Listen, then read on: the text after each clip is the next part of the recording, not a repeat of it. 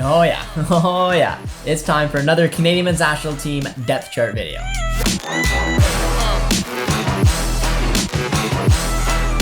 Hello everyone and welcome back to JDD TV. I'm your host Josh and we are back with another episode today, which is going to be the Canadian men's national team July 2022 depth chart video.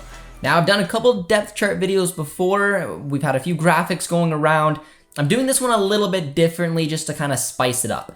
This depth chart video will be in a new formation. I usually did the 3-4-3 system, so we had the wingers, wingbacks, just because, you know, it was more interesting, but I thought I'd switch up a little bit today. So we've gone with the 4-4-2 system. I don't think there's any debate that the 4-4-2 system is truly John Herdman's kind of go-to system, so I've never done an actual depth chart video around it. And I'm also going to use dual nationals. I was very skeptical on specific dual nationals to use because I didn't truthfully believe that they came. So the few dual nationals I will use in this video, I will do alternative players that we can use just if you don't want to count them for yourselves. But on my official one, I am going to use dual national videos. So let's take a look. Like I mentioned, we are going to use the 4-4-2 system and we're going to have 4 players at every position. So let's start off with the keepers. For the 4 keepers, I went with Milan Borjan at number 1, Maxime Crépeau at number 2, Dane St. Clair at number 3, and Sebastian Breza at number 4. Not a lot of debate for me when it comes to these 4, and honestly not really a lot of debate in that order as well, so those are the keepers. For my right backs, I got Alistair Johnston at number 1, and he's just irreplaceable for me at the moment. I think he's best at the outside right center back and the right back, but when it comes to a back 4, he's my guy, which leaves Richie Laryea at number 2. I mean, his form at club level doesn't really help him out too much with Forest. We'll see where he ends up. In a back 3, obviously, he would shift out to a wing back, but when it comes to a back 4, I can't find a way of putting him in front of Alistair Johnston, so that's why I got those 2, but that's a tricky one for me. Number 3, we got Zachary Brault-Girard, who, again, better at going forward, probably more of a wing back type player, but he can definitely do a job in a back 4. Unfortunately, he's not getting a ton of minutes at CF Montreal right now, so it's not really giving him an option to kind of fight for those top 2 spots. Got him at number 3. And number 4, an interesting one, Caden Chung, getting that move to TSC, being a real utility player. Right back, left wing back, right wing back, outside right or left center back. He can kind of do a little bit of everything, so if we can find a way to break in at TFC a little bit more, I think he could potentially be sniffing for a call-up at some point for the national team. For our right center backs, I have Steven Vittoria. Again, I think he'll just be a lock when it comes to starting in that position. So deadly from set pieces. He's a leader back there, and he's going to be playing in the top flight in Portugal, right where you want him to be playing. Perfect. Very hard to get in front of him. And at number 2, I have Joel Waterman. And it's funny, this player needs to be called up to the national team. It's just a long time coming. He has to be there. The job he's doing for Montreal is absolutely fantastic. He can play in a back 4. He can play in a back 3. Outside right is where he's been doing very well so far.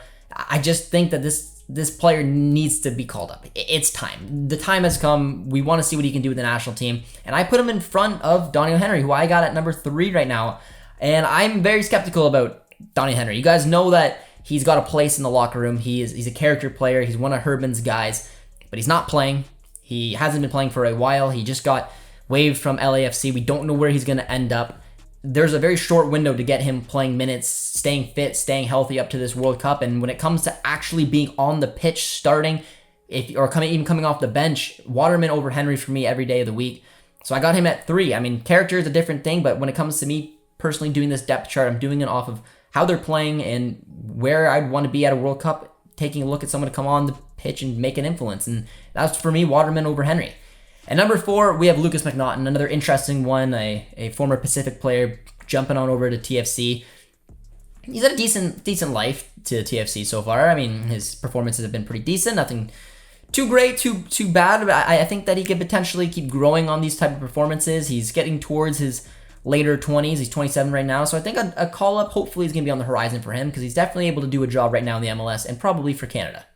For left center back, at number 1, I have Kamal Miller, and similar to Alistair Johnston, you can't really replace him. What he can do at outside left center back or as left center back in a back 4 is just absolutely fantastic. He's thriving at Montreal right now, and he's making it very difficult because there are some good players who are lefties as well trying to get in front of him, but it's just too challenging of a job to do right now. But number 2, I do have an interesting one, and I was going back and forth, but I think it's probably pretty clear I got to go with Scott Kennedy. Scott Kennedy is the one player I think will probably push to try to get that starting spot from Miller. He's playing in a good league in the 2nd division over in Germany. I like the player. I like what he brings. Potentially getting a transfer sometime, maybe after the World Cup. There's a lot to like about this player, but for me, fitting in this national team right now, I'm really liking what I'm seeing when it comes to Miller, and it's making it difficult for Scott Kennedy.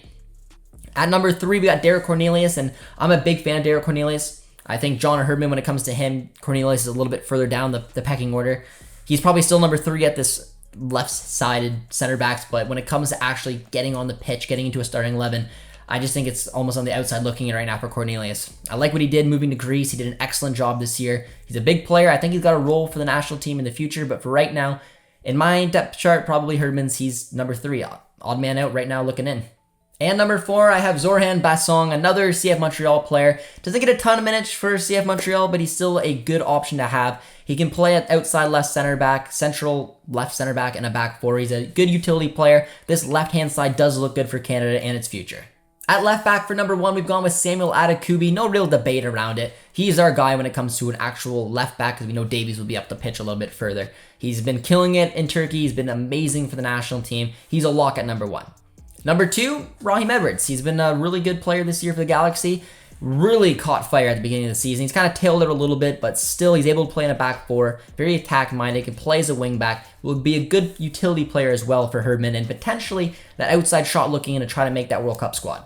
At number 3, of Christian Gutierrez, one of Herdman's guys for a while. He was always getting that call up for the national team. Didn't get called up the last time out. He's been battling with some injuries and hasn't really found great form for the Whitecaps, so he's a question mark for me whether he'll be able to get the minutes back under his belt to push for one of these spots, but when it comes to actually being able to play in a back 4, he can definitely do that, and I think that's why when looking at this back 4, he's able to slot in at number 3. Number 4, we got Matthew Chouanier, and I know he's not an out-and-out left back. He's more of a wing back. He can play on the right, left, but again, you hear the word utility. I'm going to slot him in as the left back for right now just because when push comes to shove, I bet you he can play it, but again, I mean, you can use him in a lot of different positions, and I just wanted to slide him in there. For right mid at number 1, we got Tajon Buchanan. Not a lot of debate around it. He's the main guy when it comes to the right midfielder position. Hopefully we'll see that at club form as well. He's been playing as a wing back, but we want to see him a little further up the pitch. At number 2, we got Junior Hoylett. Still a massive role to play for the national team. Leadership qualities, just re-signed with Reading. A lot to like there. He'll be on that World Cup squad.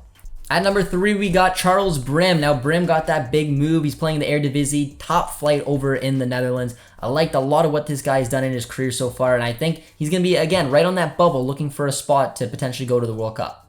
Number 4 is Theo Corbeanu, who had a lot of hype around him when it came for featuring for the national team. He's kind of drifted down a little bit. He's back with Wolves right now, probably going to get loaned out again. I'm hoping he can land a championship caliber team, maybe a club in Belgium or the Netherlands as well. But he's going to be wanting to prove something. He was a part of that national team for a while there. He got kind of left by the sidelines a little bit, but he'll definitely be on the outside looking in. So it wouldn't surprise me if he can have a big upcoming beginning of the season that he jumps up a spot or 2. At left, maybe we have Alphonso Davies, and that's where I'm slotting him in because he's not a left back for Canada. There's no real explanation needed. He's number 1 for left backs. At number 2, we have Liam Miller, who was fantastic in Switzerland this year for Basel. I am expecting him to keep pushing on. He just switched to that number 7 kit, but he hasn't really been able to take those type of performances and do it for the national team. So that's one of the big issues with Miller, but I still have a lot of faith that this kid can figure it out. And I mean, honestly, when it comes to the wingers, I still trust him. I think he's going to get opportunities, and I got him at number 2. Number 3, we get into a dual national, and it is Stefan Mitrovic. Just got a big move to Red Star, playing for the best club right now in Serbia. He's a dual national. This player may never represent Canada, but I think it's worth noting that he was thriving playing out on the left-hand side for Raninski Niche last season. He's a player that I'm hoping will get an opportunity for Canada. But if you don't want to count him, we'll swap him out with Jade Nelson, another talented young player from TFC who's got speed. But for me, this is a player that I'm hoping that John Herdman can capitalize on and get to commit to Canada. I've loved what he's doing. He got that move, and a big kudos for Mitrovic, who's sitting at number 3 at the left-hand side. At number 4, we got Luka Koleosho, a dual national. We're trying to battle off the U.S. He came to a camp at Canada, looked like we had the advantage, and then, the friendly never happened. So I don't know exactly where he's sitting, but we know that he's going to hopefully feature in La Liga this season with Espanyol. He's a talented kid. Keep hunting him down, get him to hopefully commit full-time so he is a Canadian national team player for years to come. If you don't want to count him, though, because he is a dual national, who knows where his mind's going to be at if he wants to end up going a different route, then Schaffelberg could be another one. Jacob Schaffelberg is a talented player for TFC as well. He's had opportunities at the national team, so those are the other players that could be put in the left-hand side. But for me right now, if we're counting our dual nationals, priorities should hopefully be Stefan Mitrovic, Luka Kolyosho for the left-hand side. For our right center mids, I have Atiba Hutchinson at number 1. I don't need to go into details with the GOAT. I mean, obviously at his age, there'll be opportunities for him to start, but I mean, he's not going to probably play every minute. We know that. There's only probably a few caps left in his Canadian career, but for right now, I mean, he's number 1. Jonathan Osorio is number 2. Creative player, can definitely play, in my opinion, in the midfield 5 when we do this run. I really like to see Osorio have the opportunity to roam forward. I got him at number 2. David Watherspoon at number 3, another interesting shout there. The injury, it's got me a little bit concerned, but we know what type of player he was for the national team and the incredible things he did in Scotland. So hopefully he gets back fully fit and back in the national team. And at number 4, I have Ismail Kone. We had a sneak peek of what he can do for Canada. We've been seeing it at CF Montreal. Still very young, very raw. This is a player that can keep developing and maybe play a big role for Canada in the near future. For our left center mids at number 1, we got Stefan Eustáquio. No real debate needed. He is everything to this midfield right now. Love the big move he got to Porto. Confirmed it permanently till 2027. He'll have a huge role at Porto hopefully this year as well as our national team. Number 2, we got Marc-Anthony Kaye. The player will probably be pushing to start ahead of Hutch when he's being rested. Got his move to TFC. Good player. We know exactly what we're going to get out of him, and he's a lock for me at number 2. At number 3, we have Samuel Piette, who is a leadership style player. He does it for Montreal. He does it for Canada. He's still very young, but so many caps to his name. He's a player that I think can still bring a lot to this national side. And we've seen in the MLS this year, there's been sparks of just pure genius. He's a workhorse. He deserves to be on this list, and that's why I got him at number 3. And number 4, on the right-hand side of our center mid, we got Liam Fraser. I really like what Fraser brought to the table when Watherspoon wasn't available. He's very good on the ball, good passer as well. He's playing in Europe, albeit the 2nd division of Belgium. I think he could probably play at a bit of a higher level, but I still like a lot of the intangibles that he brings. And if there's a bubble player in that center mid, he's one that I think will definitely be on the radar. For our right strikers, I got at number 1, Kyle Larin. Not a lot of debate that's needed. I like seeing him play in the top 2. This is where I want to see him be. He's a starter. He's playing for Club Brugge. Everything you want to like about Kyle Larin. That's why he's number 1. Number 2, we have Lucas Cavallini.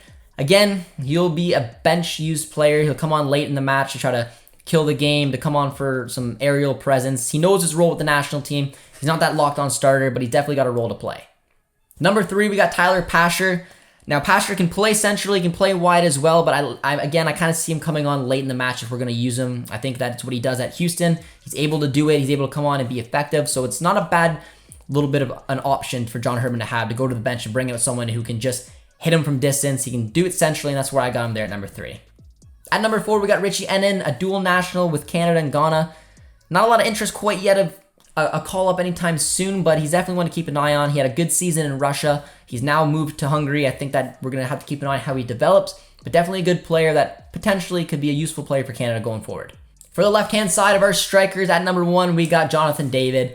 Again, Kyle Larin, Jonathan David, they're the front 2. No debate around it. Those 2 will play very well together, and hopefully David gets that big move he's looking for, but if he doesn't get it right now, he'll certainly hopefully get it after the World Cup. Number 2, we have Ike Ugbo. Talented player. I'm hoping he lands a top 5 league role somewhere, whether it's at Troyes, heads over to Germany, somewhere like that. He's a good scorer. We haven't really seen him too much with the national team, but you know that there's a goal in him, and it's going to hopefully happen sooner rather than later. Number 3 of Ayo Akinola, who broke out with TFC, got his call up. He chose Canada over the US, had a terrible injury, but he's on his way back. Hopefully, we're going to see him back with the Maple Leaf on. It was a devastating injury for him, but there's a big player in there. He's getting back healthy, so I'm hoping sooner rather than later we're going to see him back playing for Canada.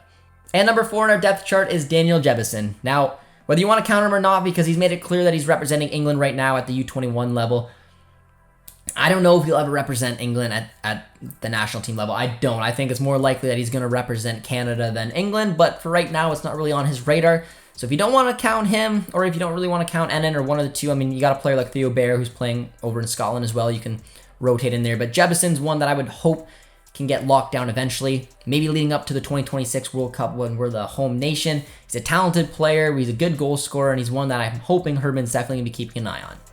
All right, everyone, that is my Canadian men's national team July 2022 depth chart. There's a lot of good players on that list. There's some pretty solid players I left out as well, so definitely let me know down in the comments if you agree with my depth chart, if you would switch up some of the players in it, if you would take some players off. Do you want to count the dual nationals? There's a lot of debate to be had. I'm curious to hear what you guys said. But if you guys did enjoy this episode, as always, be sure to drop a like, drop a sub as well. Hopefully we'll get closer to 10,000 subscribers. We're creeping up on there. I want to hit 10K around the World Cup time. So if you guys would be so kind, dropping a sub would mean a lot. And let me know again what your thoughts and opinions are. Thank you guys so much for watching. We'll see you guys soon. Cheers, friends.